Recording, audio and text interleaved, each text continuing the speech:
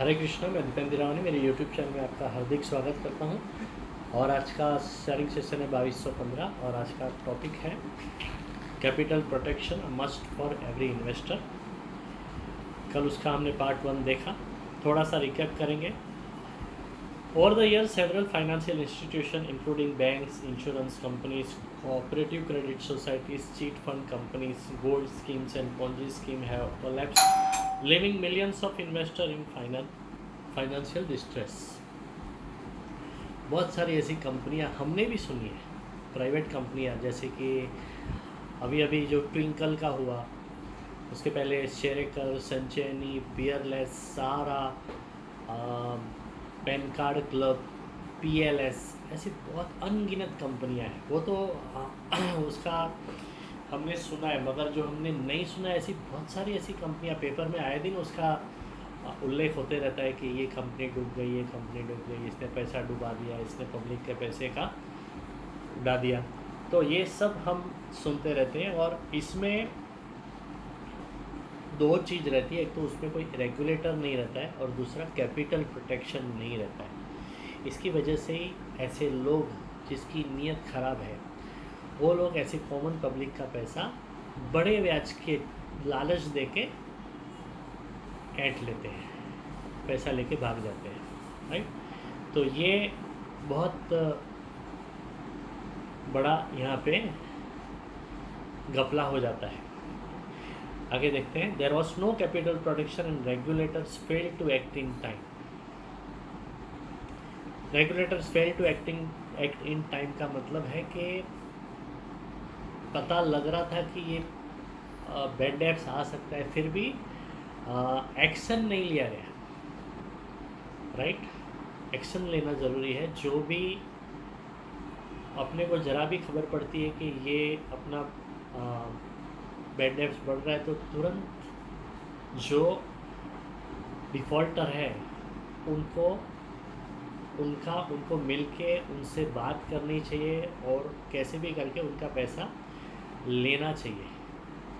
तो वैसा ज़रूरी है। तो regulators fail to act in time.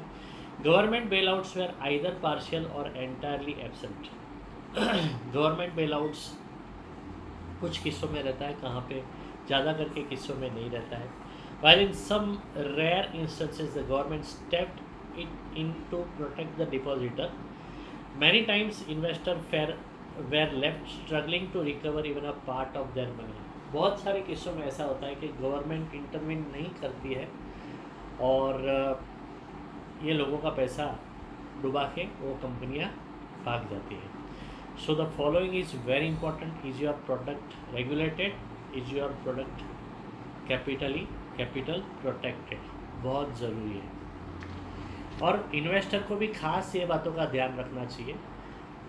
जो प्राइवेट कंपनियां हैं, जो बड़ा ब्याज का लालच देती है, वहाँ पे पैसा नहीं डालना चाहिए, बिकॉज ये पैसा ना तो कैपिटल प्रोटेक्टेड है और ना ही रेगुलेटेड है। वो प्रोडक्ट रेगुलेटेड है, तो वहाँ पे ज़्यादा ब्याज के लालच के चक्कर में वहाँ पे पैसा नहीं डालना चाहिए। की financial regulators in India, comparison, overview. Area banking, अच्छा उसका रेगुलेटर कौन है? RBI। What they regulate? Banks, NBFCs, payment system. Focus, financial stability and liquidity. Investor consumer impact, protect the depositor. पहला हमने देखा बैंक का रेगुलेटर RBI है। वो क्या रेगुलेट करती है? तो bank, NBFCs, payment system. Focus कहाँ पे रहता है इनका? Financial stability and liquidity. Investor consumer का इम्पैक्ट उस पर क्या पड़ता है? तो प्रोटेक्ट करते हैं, डिपॉजिटर को प्रोटेक्शन देते हैं। फिर दूसरा एरिया है की फाइनेंशियल रेगुलेटर्स इन इंडिया। हम बोलते हैं ना, रेगुलेटर्स जहाँ पे है वहीं पे पैसा डालो। तो रेगुलेटर्स इंडिया में कौन कौन से हैं? तो बैंकिंग है, हाँ, तो उसका रेगुलेटर है RBI। कैपिटल मार्केट्स, जो शेयर मार्केट है, उसका रेगुलेटर है SEBI। इंश्योरेंस है तो उसका रेगुलेटर है IRDA। पेंशन है तो उसका रेगुलेटर है PFRDA। कॉरपोरेट अफेयर्स है तो उसका रेगुलेटर है MCA। रियल एस्टेट है तो उसका रेगुलेटर है रेरा। तो ये सारे रेगुलेटर्स हैं। और का क्या क्या रेगुलेट करते हैं, तो जैसा बैंकिंग में हमने देखा वैसे कैपिटल मार्केट्स में सेबी रेगुलेटर है। तो वो क्या रेगुलेट करते हैं, तो shares, mutual funds, IPOs and brokers. उनका फोकस क्या रहता है, इन्वेस्टर प्रोटेक्शन एंड ट्रांसपेरेंसी। और इन्वेस्टर कंज्यूमर पे इनका इम्पैक्ट क्या पड़ता है, तो प्रिवेंट फ्रॉड्स, जो फ्रॉड होते हैं उसको प्रिवेंट करने में उनका फोकस रहता है। और एंश्योर द डिस्क्लोजर जैसा कि अभी ऐड आता है, this product is subject to market risk, right. ऐसा जो म्यूचुअल फंड और शेयर मार्केट का जो ऐड आता है जो, और उसमें लास्ट में वो डिस्क्लोजर बोला जाता है, this investment is subject to market risk, right. तो ये डिस्क्लोजर होता है। इंश्योरेंस कंपनी में IRDA, तो what they regulate, life insurance, health insurance and general insurance. Focus क्या रहता है, पॉलिसी होल्डर का प्रोटेक्शन। और उसका इम्पैक्ट क्या पड़ता है, एंश्योर क्लेम सेटलमेंट स्टैंडर्ड्स। वैसे ही पेंशन्स में उसका रेगुलेटर है PFRDA। तो क्या रेगुलेट करते हैं, NPS and pension funds. Focus क्या रहता है इनका, तो फोकस है रिटायरमेंट कॉर्पस सेफ्टी। और जिससे इम्पैक्ट क्या पड़ता है इन्वेस्टर कंज्यूमर पे, लॉन्ग टर्म रिटायरमेंट सिक्योरिटी। वैसे ही कॉरपोरेट अफेयर्स है तो वहाँ पे रेगुलेटर है MCA। क्या रेगुलेट करते हैं, तो कंपनीज एक्ट कंप्लायंस। फोकस क्या रहता है MCA का, तो कॉरपोरेट गवर्नेंस। और इससे इन्वेस्टर पे क्या इम्पैक्ट पड़ता है, तो कंपनी ट्रांसपेरेंसी हो जाता है। और लास्ट में रियल एस्टेट, तो उसका रेगुलेटर है रेरा। और वो क्या रेगुलेट करते हैं, तो real estate projects and developers. Focus क्या रहता है, बायर प्रोटेक्शन एंड ट्रांसपेरेंसी। आजकल हम देखते हैं कि जो बिल्डर हैं वो ज़्यादा करके टाइम पे वो अपना प्रोजेक्ट को कंप्लीट करते हैं, क्योंकि वो नहीं अगर करेंगे तो उनको पेनल्टी लगता है बिकॉज ऑफ रेरा एक्ट।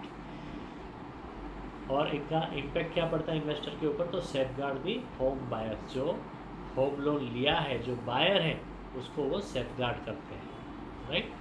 तो ये हमने देखा। उसके बाद yes, LIC is regulated by IRDA।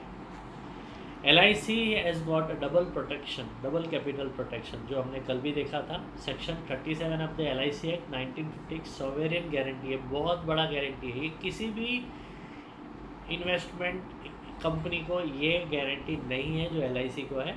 Section 37 of the LIC act 1956, जिसके अंतर्गत आपका पूरा पैसा और आपको जो बोनस मिलने वाला है यानी कि इंटरेस्ट मिलने वाला है, वो दोनों guaranteed by central government of India है। इसके लिए LIC में बहुत बड़ा इन्वेस्टमेंट आता है। मैंने पहले भी बताया था 180 करोड़ एक इन्वेस्टर ने 180 करोड़ का सिंगल प्रीमियम जीवन शांति प्लान में दिया है।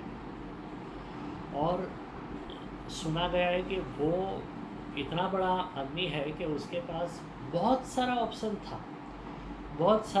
था। शेयर मार्केट में भी उसका इन्वेस्टमेंट है, बहुत सारा उसके पास ऑप्शन है। मगर वो LIC में क्यों उसने इन्वेस्ट किया, तो उसने बताया कि मुझे पीस ऑफ माइंड चाहिए। पीस ऑफ माइंड बहुत बड़ी बात है, बिकॉज यहाँ पे पैसा आपका कैपिटल प्रोटेक्टेड है और आपका इंटरेस्ट भी प्रोटेक्टेड है। जीवन शांति प्लान में आपका इंटरेस्ट भी प्रोटेक्टेड है। LIC के कुछ प्लान गारंटेड इनकम प्रोडक्ट है, जैसे कि जीवन शांति, जीवन अक्षय, जीवन उमंग, जीवन उत्सव। ये सारे प्लान्स जो है उसमें आपका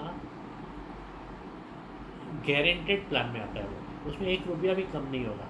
बाकी प्लान्स बोनस प्लान्स रहते हैं जिसमें आपको 19-20 का फ़र्क पड़ सकता है। जैसे कि आपको बोला गया कि 20 लाख का मैच्योरिटी मिलेगा, मगर उसमें 19,75,000 या 19,50,000 या 19 लाख तक मिल सकता है। शेयर मार्केट जैसा नहीं हो जाएगा कि 10 लाख ही मिला, ऐसा नहीं होगा।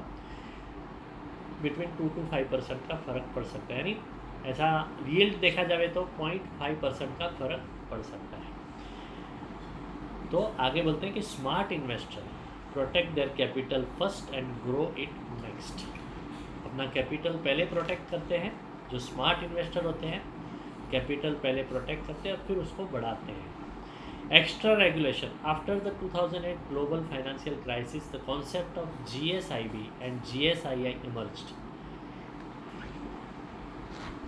ये पूरा नया ही टॉपिक है, तो इसके बारे में अपन कल बात करेंगे। और आज इतना ही, कल फिर मिलते हैं इसी टॉपिक में, आगे बढ़ेंगे। हरे कृष्णा।